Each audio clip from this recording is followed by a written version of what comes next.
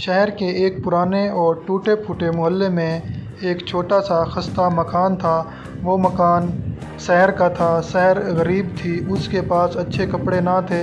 صبح سے شام تک وہ گلیوں میں لوگوں کے جوتے پالش کرتی، کبھی گاڑیوں کے شیشے صاف کرتی، کبھی ہوٹل میں برتن دھوتی۔ وہ محنت سے کبھی پیچھے نہ ہٹتی، مگر شہر کے امیر لوگ اسے حقارت سے دیکھتے اور اس پر ہنستے رہتے۔ یہ دیکھو غریبی میں لتڑی ہوئی سحر، کپڑے دیکھو اس کے، حال دیکھو اس کا۔ وہ ہنسی برداشت کرتی مگر دل ہی دل میں روتی۔ اس کی زندگی کی سب سے بڑی خوشی عارف تھا۔ عارف اس کا دوست تھا۔ عارف بھی غریب تھا مگر دل بڑا رکھتا۔ وہ دونوں چھوٹے سے مکان میں بیٹھ کر ٹوٹے پھوٹے برتن میں چائے پیتے، پرانے کپڑوں میں بھی ہنستے۔ عارف ہمیشہ کہتا، سحر ہم غریب ہیں مگر محنت کرنے والے ہیں، ایک دن ہماری قسمت بھی بدل جائے گی۔ سحر اسے دیکھ کر مسکرا دیتی، تم ہو تو غربت بھی آسان لگتی ہے عارف۔ وقت گزرتا گیا۔ ایک دن شہر کا سب سے دولت مند اور مغرور شخص روحان سحر کو دیکھتا ہے۔ وہ اسے اپنے نوکروں کے ذریعے بلوا کر کہتا ہے، تم جیسی لڑکیاں میری جوتوں کے برابر بھی نہیں، مگر تمہاری معصوم صورت مجھے اچھی لگی ہے۔ میرے پاس رہو، تمہیں وہ سب کچھ ملے گا جو تم نے کبھی خواب میں بھی نہ سوچا ہوگا۔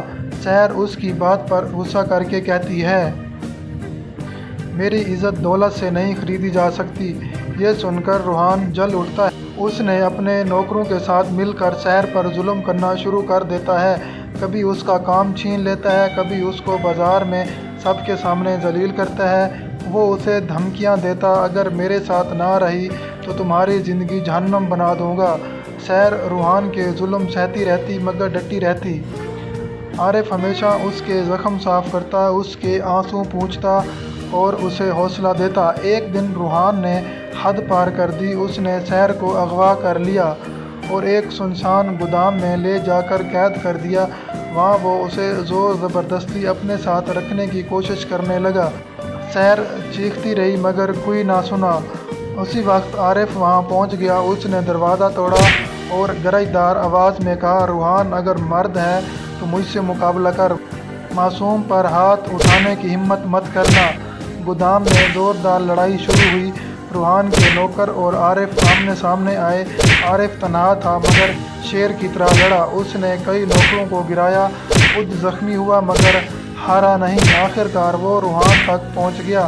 عارف اور روحان کی ٹکر ہوئی، پنجے پنجوں سے ٹکرائے، خون بہا، دیواریں لرزنے لگیں۔ سحر کونے میں کھڑی روتی رہی، عارف بس کرو تم مر جاؤ گے۔ مگر عارف بولا، تمہیں بچانے کے لیے جان بھی چلی گئی تو غم نہیں۔